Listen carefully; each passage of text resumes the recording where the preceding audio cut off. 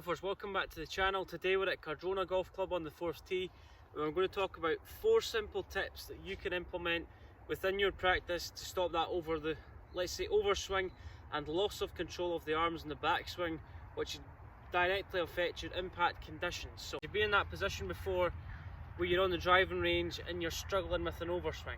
So tip number 1 we talk about when people overswing is basically a disconnection between the arms and the body.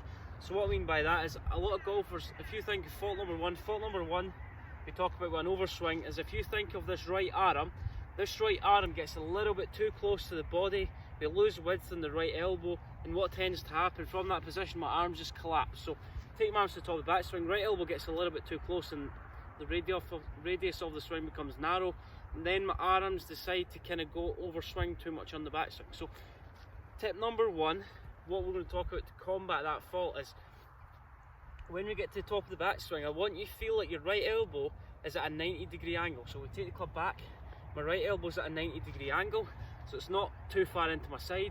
We get to the top of the backswing, I'm keeping my arms as far away from my body as possible, and I get a little bit more fold in this right arm. So my elbow is a little bit pointing directly away from my right hip, so I create a 90-degree angle on my right elbow and right arm. That's going to create more width away from my body with my arm. Number 2, what I want you to do is I want you to take the palm of your right hand and I want you to just apply a little bit of pressure, the palm of your right hand, so this part of the hand, and apply pressure into your right thumb. So from that position, if I apply pressure with my right palm into my left thumb, that's going to allow the club to hinge a little bit more. So it's almost that action.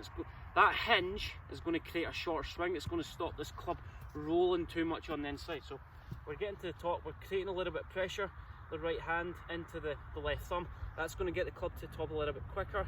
It's going to stop that overswing. So apply pressure down with the right thumb.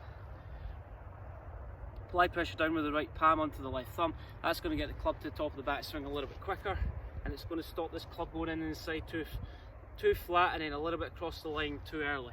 Guys, fault number 3 that we talk about is golfers get to the top of the backswing and they create no rotation in their shoulders. So what tends to happen is their shoulders stay nice and static and their arms just kind of go inside. It's related to the previous fault where the club gets a little bit too flat and the club face gets a little bit too open. We get across the line like a little bit John Daly kind of style, but he's able to control it. So what I want you to do is I want you to put the club against your shoulders, and from this position, for us to reduce that overswing, we need to try and incorporate a full shoulder turn. So put the club against your shoulders. From here, my body has to turn, my shoulders have to turn. That's what starts the backswing. I'm trying to get my right shoulder behind me, my sternum to kind of turn and face the camera. So club against my shoulders, turn into the backswing. Shoulders are a little bit 90 degrees, hips are 45. Turn and face the camera, that's the goal. Place the club against your chest. Trying to get the angle of the club to match the angle of the camera. That's going to reduce that overswing and it's going to get you in a better position on the way down. So guys, fault number 4 we're going to talk about is a lot of golfers will get to the top of the backswing and the tendency is they kind of stand up on the backswing. So they get in good posture to start off with, but the tendency is they over rotate a little bit too much with their chest. Chest points towards, let's say, the sky, and they get a little bit of an overswing. So tip number 4, what we're going to talk about is what I want you to do, I want to set up to the golf ball. We're obviously getting our shoulders to turn a little bit more. Chest is pointing down towards the ground. From this position, what I want you to do is I want you to take your right hand off the club.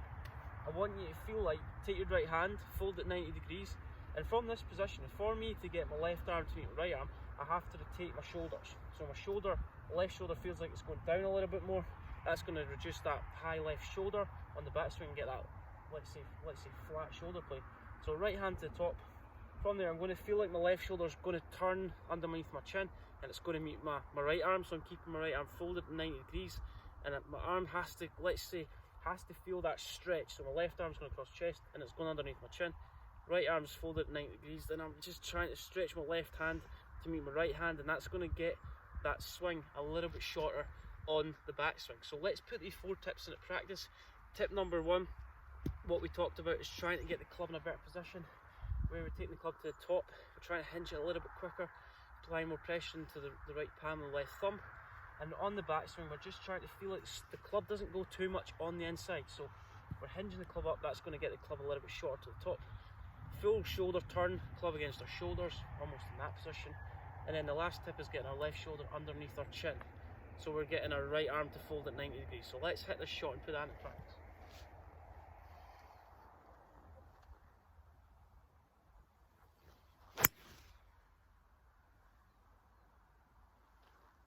Almost in that position.